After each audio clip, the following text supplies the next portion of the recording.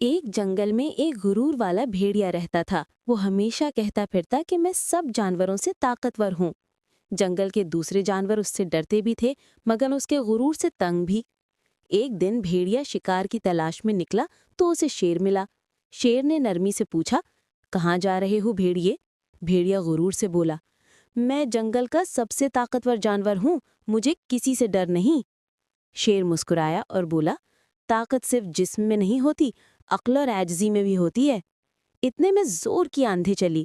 درخت سے ایک بھاری ٹہنی ٹوٹ کر بھیڑیے پر گرنے لگی۔ شیر نے فوراً چھلانگ لگا کر اسے دھکا دیا اور ٹہنی ایک طرف گر گئی۔ بھیڑیا کانپتے ہوئے بولا، شکریہ شیر بھائی، آج سمجھ آیا کہ اصل طاقت دوسروں کو بچانے میں ہے، نہ کہ ڈرانے میں۔ شیر نے کہا، یاد رکھو، غرور ہمیشہ نقصان پہنچاتا ہے، جبکہ عاجزی عزت دلاتی ہے۔